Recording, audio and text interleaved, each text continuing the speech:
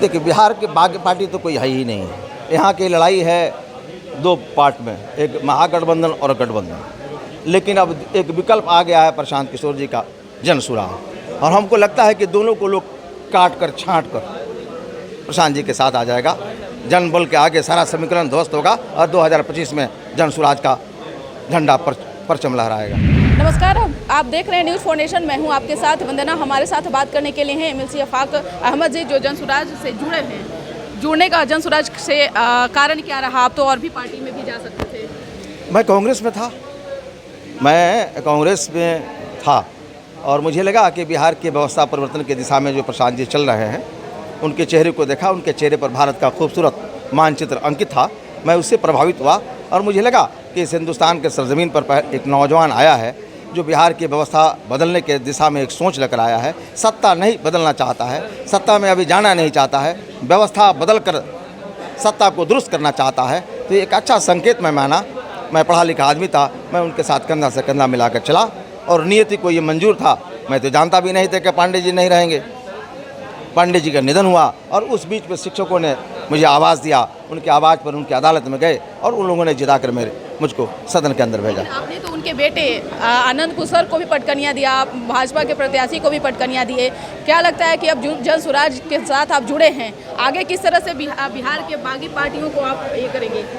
देखिए, बिहार के बाकी पार्टी तो कोई है ही नहीं है। यहाँ की लड़ाई है दो पार्ट में, एक महागठबंधन और गठबंधन।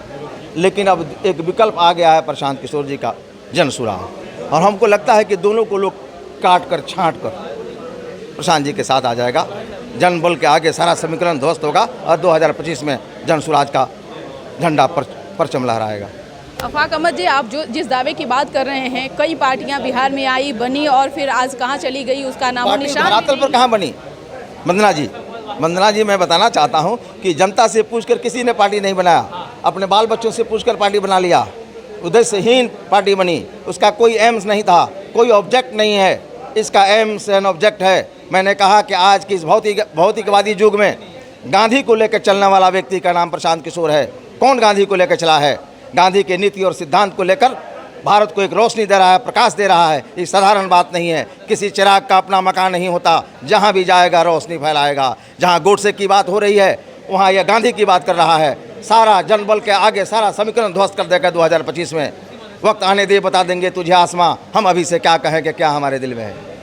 अफाक अहमद जी, आप तो शेरो शायरी बहुत ही गजब का करते हैं। एक सवाल यह भी है, 24 में लोकसभा चुनाव है, 25 में विधानसभा चुनाव है। तमाम पार्टियां जो है, कोई विपक्षी एकजुटता की बात कर रहा है, तो कोई कह रहा है कि 400 से पार सीट हासिल करेंगे। तो फिर जनसुराज का क्या धारा और दिशा? वंदना जी, जनसुराज उन लोगों को गणना करने दीजिए। जनता तय करेगी कि सदन के अंदर कौन जाएगा। निर्दल जाएगा, महागठबंधन से जाएगा या गठबंधन से जाएगा। मुझे विश्वास है कि पार्टी उस वक्त तक अगर मेरी नहीं बनती है तो निर्दल उम्मीदवार ही जनसुराज का सिपाही बनकर जाएगा सदन के अंदर, और निश्चित रूप से जाएगा। शिक्षकों के अभी जो नई शिक्षा नियमावली जो निकली है, उसको कैसे देखते हैं? मैं उसका विरोध करता हूं। नंबर 1, सबसे पहले सरकार उस अपने नियमावली को वापस करे और सरकार को जो फुटबॉल के गेंद की तरह कभी इधर से मार रही है, कभी उधर से मार रही है, उससे वो बाज आवे और शिक्षा व्यवस्था में एक ऐसा माहौल पैदा करे कि शिक्षक को छात्र के साथ समन्वय स्थापित करे। शिक्षक अलग है, छात्र अलग है, सरकार अलग है।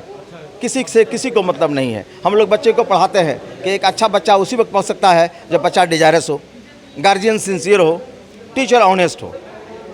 तो अगर टीचर ऑनेस्ट नहीं है, बेईमान है, तो गार्जियन जो है उसको सिंसियर होना चाहिए, सरकार को सिंसियर होना चाहिए और बच्चे को डिजायरस होना चाहिए।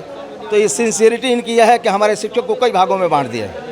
शिक्षक को समान काम का समान वेतन दें, शिक्षक को सरकारी कर भी घोषित करें और एक ऐसा माहौल प्रदान करें अपने परिवार का जिससे हमारे बच्चे केरल में नहीं जाएं, कोटा में नहीं जाएं, दिल्ली में नहीं जाएं, रांची में नहीं जाएं, इसी बिहार में रहकर पढ़ें भी और बोरा भी ढोना पड़े तो यहीं पर ढोएं, गुजरात में नहीं जाना पड़े।